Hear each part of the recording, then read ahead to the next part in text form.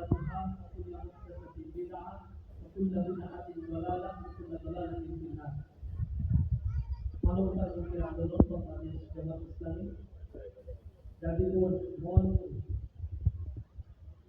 ইঙ্গিত পূর্ব এবং পশ্চিম থানা আলমভক্ত মহানগর আলহামদুলিল্লাহ বিশাল কর্মী সমাবেশ উপস্থিত সম্মানিত অতিথিবৃন্দ প্রিয় ডেলিগেট ভাই বোনেরা আসসালামু আলাইকুম ওয়া রাহমাতুল্লাহ। আল্লাহ রাব্বুল আলামিনের শুকরিয়া আপনাদের সাথে দেখা হলো। এখানে পাশে একটা প্রোগ্রামে আসছিলাম, সেই সময় আপনার এই প্রোগ্রামের কথা জানতে পারছে এবং জোর করে নিয়ে এসছে। উত্তর করে হলেও আপনাদের সাথে একটু দেখা হলো, আল্লাহ কাজ করলেন। আল্লাহ রাব্বুল আলামিনের শুকরিয়া দেখতে আলহামদুলিল্লাহ। আর মুরব্বীদের তো আমরা তো ছাত্র, আমাদের মুরব্বীদের জন্য কোনো কথা বলা কঠিন না। যেটা বলবো এটা আমি আমার নসিহত হিসেবেই করছি, নিজের কল্যাণের জন্য মানুষের সামনে বলা। সূরা নূরের 15 নম্বর আয়াত আপনারা সবাই বুঝছেন, এখানে আল্লাহ রাব্বুল আলামিন ওয়াদা করছেন যে লা ইয়াস্তাখলিফান্নাহুম ফিল আরদ, জমিনে খেলাফতের দায়িত্ব তাদেরকে আল্লাহ রাব্বুল আলামিন দিবেন। ঈমান আখলাকের কথা বলা হয়েছে। তো এই আয়াতের একটা শাসন ব্যাখ্যা আল্লাহ ইকবাল করেছেন। তিনি 4টা গুণাবলীর কথা বলেছেন। এই গুণাবলীগুলো যখন কোনো জাতির মধ্যে অর্জিত হয়, আল্লাহ রাব্বুল আলামিন তাদেরকে এই জমি পরিচালনার দায়িত্ব দান করেন। সেই গুণাবলীর মধ্যে তিনি বলছেন আদালতটা, আমানতটা, সাজাআতটা, সাদাকাতটা, দেয়া জায়গার কাম হচ্ছে দুনিয়ার কাম। 4টা জিনিস যখন একটা জাতির মধ্যে থাকবে তখন আল্লাহ রাব্বুল আলামিন তাদেরকে দুনিয়ার ইমামতির দায়িত্ব দিবেন। যেটা ওই যে সূরা নূরের 15 নম্বর আয়াতে বলা হয়েছে ওয়াদাল্লাহুল্লাযীনা আমানু। এখানে আল্লাহ রাব্বুল আলামিন উল্লেখ করেছেন। এখানে আল্লাহ ইকবালের বক্তব্য হচ্ছে আদালত। প্রথমত হচ্ছে তাদের ভিতরে ন্যায় পরায়ণতা থাকতে হবে, অর্থাৎ ইনসাফ করতে পারবে মানুষের সাথে। আমানতদারিতা তাদের ভিতরে থাকতে হবে। আমানতদারিতা যখন বোঝার ভিতরে হাদিসে আসবে যে যার আমানতদারিতা নাই তার ঈমান নাই, যিনি ওয়াদা পালন করেন না তার দ্বীন নাই।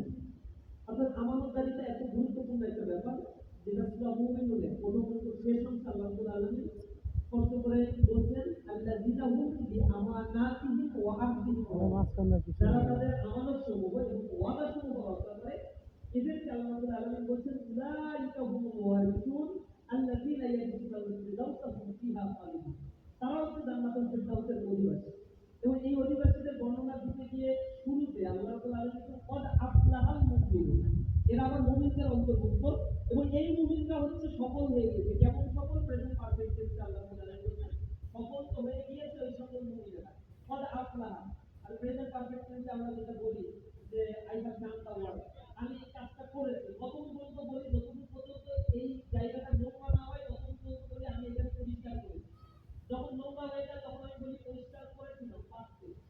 অর্থাৎ যে কাজটা আমি করেছি তার ফল এখনো বিদ্যমান আছে, সেই জিনিসটাকেই মাটি কলিমের সিগা দিয়ে আরবিতে প্রকাশ করা হয়, যেটা ইংরেজিতে প্রেজেন্ট পারফেক্ট টেন্স। এই বর্তমানে মাটি কলিমে পদ আফলাহা, এই সতর্ক হয়েই গিয়েছে, মানে হচ্ছে তার তাহলে সে সফল হয়েছে। এই সফলতার মধ্যে যে কয়টা ক্রাইটেরিয়া গুণাবলীর কথা সূরা মুমিনুনের মধ্যে বলা হয়েছে, তার মধ্যে সর্বশেষ গুণাবলী ইমানদারদেরকে আল্লাহ রাব্বুল আলামিন বলছেন যারা তাদের আমানতদারিতা এবং ওয়াদা সমূহ রক্ষা করে উলাইকা হুমুল ওয়ারিসুন, এরাই হচ্ছে উত্তরাধিকারী, যারা জান্নাতুল ফিরদাউসের উত্তরাধিকারী হয়ে গিয়েছে। অর্থাৎ এটা তাফসীরের মধ্যে আসছে বাইজাবি কুতুবি কিতাব, এখানে বলা হয়েছে যে এরা হচ্ছে সুহাদা, সিদ্দিকিন এবং সালিহিন, যাদেরকে সূরা ওয়াকিয়ার মধ্যে মুকাররমিনদের অন্তর্ভুক্ত করা হয়েছে, যে এরা হচ্ছে উলাইকা মুকাররমুন ফি জান্নাতিন নাঈম সুল্লাতুম মিনাল আউয়ালিন ওয়া কলিলুম মিনাল আখিরিন। মানে এটা সংখ্যাটা হবে শেষ জমানার মানুষদের মধ্যে, আমাদের এই জমানার মানুষদের মধ্যে খুবই কম, এটা খুবই সিলেক্টেড কিছু মানুষ হবে, তাদের মধ্যে এরা থাকবে। তারা হচ্ছে ওয়াদা রক্ষাকারী মানুষগুলো, যেটা আমাদের সমাজের সবচেয়ে বেশি স্ক্যারসিটি আছে। এটা আল্লামা ইকবাল চমৎকারভাবে এই কথাগুলো এখানে উল্লেখ করেছেন। আমানতদারিতা আমাদের ভিতরে এটা থাকতে হবে। এরপরে সাজাআতটার কথা বলা হয়েছে, বিরক্ত থাকতে হবে। একটা জাতির মধ্যে যখন বিরক্ত থাকে না, সে জাতি তখন ধ্বংসপ্রাপ্ত হয়। এই নির্বাচনে আমরা দেখেছি বিভিন্ন জায়গায় জামাত ইসলামের যারা টুরিং এজেন্ট ছিল অথবা এখানে দায়িত্বপ্রাপ্ত ছিল বিভিন্ন কেন্দ্রে, তাদেরকে অপোনেন্ট বিএনপি বা বা এই জাতীয় লোকেরা যারা সন্ত্রাসী কার্যক্রমে অভ্যস্ত এলাকার বড়, এরা এসে একটা ধাওয়া দিচ্ছে, একটু চোখ রাঙানি দিয়ে কথা বলছে, আমাদের মোটামুটি 10-15 জন চলে গেছে। কারণ আমাদের অধিকাংশ মানুষগুলো নিজেদের হীনমন্যতায় ভোগায়, আবার ওই এলাকার যে মানে শক্তিমত্তা নিয়ে দাঁড়িয়ে থাকার কথা, মাথার উপরে সেই বলটা থাকার কথা, সেটা অনেকের পক্ষে থাকে না। এই বিরক্ত একটা জাতির মধ্যে না থাকলে সেই জাতিকে আল্লাহ রাব্বুল আলামিন খেলাফতের উত্তরাধিকারী করেন। এটা আপনারা পৃথিবীর ইতিহাস দেখবেন, উমাইয়াদের খেলাফত, আব্বাসীয়দের খেলাফত, মামলুক, সেলজুক, আইয়ুবী, ফাতেমি, বা যে বংশের উত্থান হয়েছে, সেই বংশের উত্থান হয়েছে বিজয়ের মধ্য দিয়ে, বীরত্বের মধ্য দিয়ে। আর যে বংশের পতন হয়েছে, সেই বংশের পতন হয়েছে যখন তাদের মধ্যে এই বীরত্বটা চলে গিয়েছে। ইতিহাস প্রমাণ করতে করতে যে জাতির জীবন শেষ হয়েছে।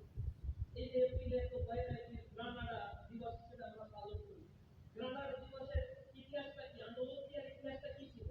স্পেনের কর্ডোবা নগরী যখন মুসলমান দখল করেছিল, সেখানে মুসলমান গ্রানাডা তৈরি করেছিল কর্ডোবার মধ্যে।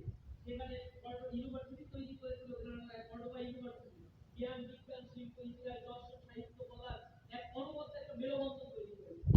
এই গ্রানাডা যিনি দখল করেছিলেন, তিনি ছিলেন 17 বছরের একজন কিশোর, যাকে এখানে এই এই অভিযানের দায়িত্ব দেওয়া হয়েছিল, এবং তিনি নিজে বলেছিলেন এই অভিযানের জন্য আমি ফিট। রাতের অন্ধকারে আল্লাহর কাছে শুধু সাহায্য চেয়েছেন, আল্লাহ তুমি সহযোগিতা করো, শারীরিকভাবে আমরা যে অবস্থায় আছি আমরা যুদ্ধের জন্য প্রস্তুত।